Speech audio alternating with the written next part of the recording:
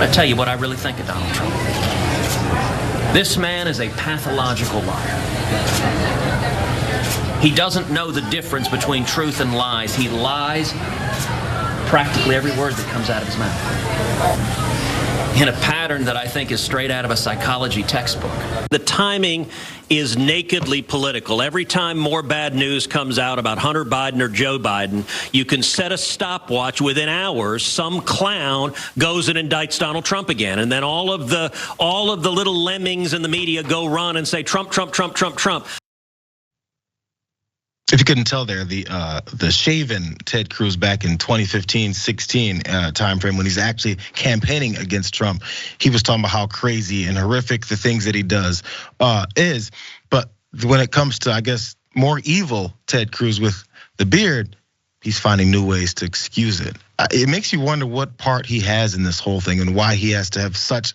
You can say nothing, but he was also in part of communications as the whole January 6th thing went down, and also as they were trying to overturn that election because of some loyalty that he feels he has to have towards Trump. But a lot of times when you see what you previously said about the same guy that you're now praising, you wonder, when did the switch flip? Even if it's legitimate, when did that switch flip for Ted Cruz? When did he start to believe that all those things about Donald Trump were no longer true, that he's this deplorable liar who will go after anyone and anyone only for himself and his own interests? And we still see it happening, and something changed in Ted Cruz.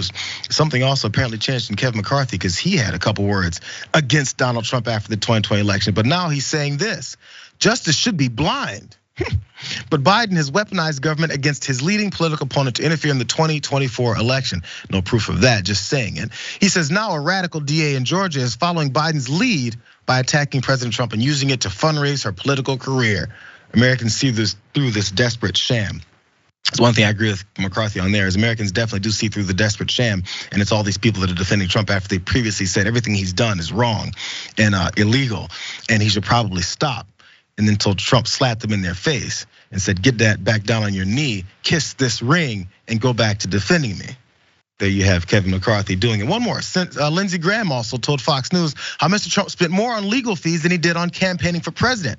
Mr. Graham had attempted to avoid testifying before Fulton County District Attorney Fani Willis's team as she probed into Trump's attempts to overturn that election in Georgia, but ultimately testified in November of last year. So he's been running from it as well, because again, he had more parts in this whole thing. Lastly here, Shuster, I guess we always ask these questions. These folks that are trying to defend and stand up for him, even though we've seen them say the opposite in the past, and probably will say it later once he's finally hit some nails, when he's nailed against the wall on these things. But where does this get their political career? No one's following. We see that Lindsey Graham getting booed at Trump events. Nobody likes Ted Cruz anywhere in America. So what is it about these defenses that are going to help them?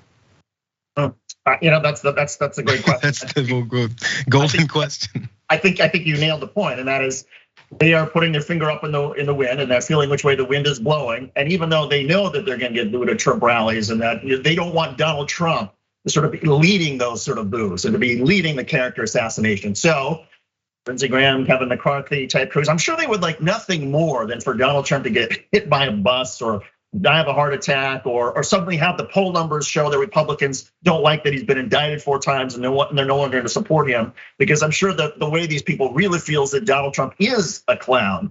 But until that moment comes and is clear to them, there's Ted Cruz in that video with the beard. I'm sure he was wearing oversized red shoes and was juggling off to the side, and Lindsey Graham as well. And they just have to, they have to continue acting, I guess, and playing the role, because they know that they can survive being booed at Trump rallies, but they can't survive politically if Donald Trump himself is leading the charge against them. For more political news breakdowns, interviews, stories of activism, and me trying my hardest to care about the occasional big celebrity news story, subscribe to our YouTube channel at youtube.com/thedamagereport. And you can ring the bell wherever it is so you don't miss anything.